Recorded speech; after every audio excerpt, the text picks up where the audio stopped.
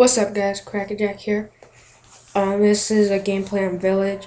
I go 40 and 5, and I do get the Moab, but I don't really like this map just because it's really it's not close quarters, and I like to use submachine guns like 95% of the time, unless I'm sniping or going for gold guns.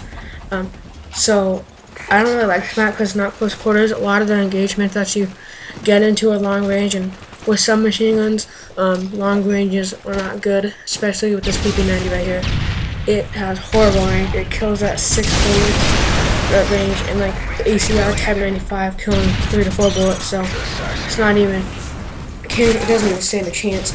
But this gameplay, I am running specialist again. I'm using PP90 suppress and extended mag. I used to run extended mags because I thought that it shoots fast enough to shoot at like almost 1,000 RPM, around that. So it shoots pretty fast. But right now I'm using extended mags on rapid fire. My bad. I'm using silencer rapid fire like currently because with rapid fire it shoots so fast. When you're up close, it kills instantly. It has a pretty good damage up close, and this thing just spews out bullets, which is really good for up close because it can kill someone really fast, and they won't stand a chance if they're using anything, unless they're using a shotgun or the Type 90 or machine pistols or the Type 95. So I like to use rapid fire and silencer on this gun, just because obviously it shoots faster. But that's with 2 attachments.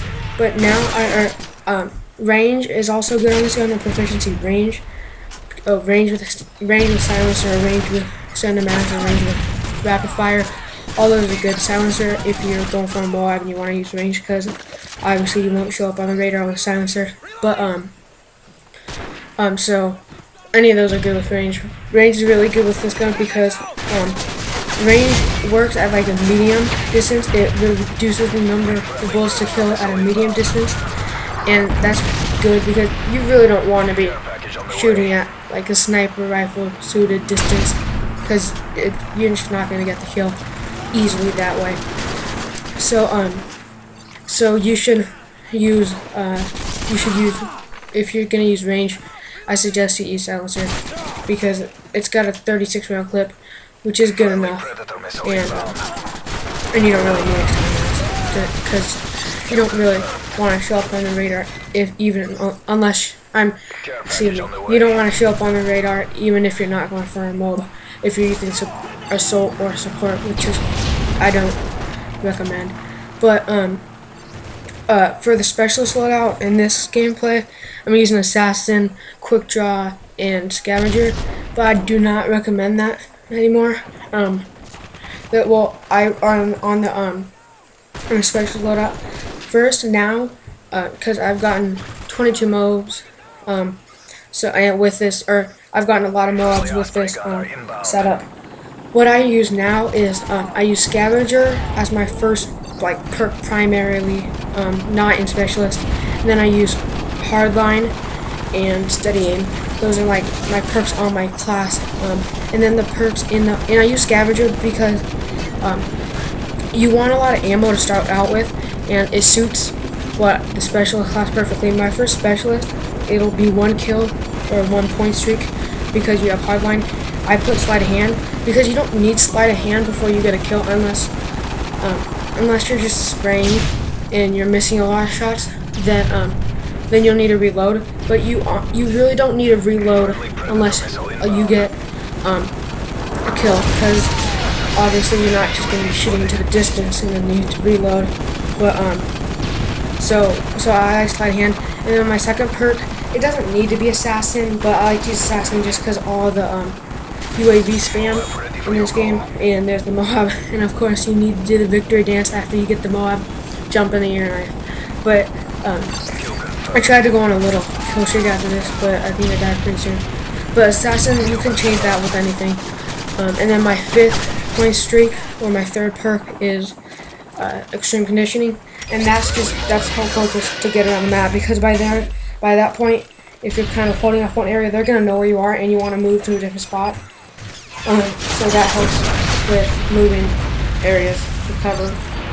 But and then obviously once you get your specialist, you get all pro perks. But I really suggest, if you're going for Moab, to before you really try for any Moabs, to try to get all pro perks, because right now I have all pro perks and it's so much easier getting the Moab.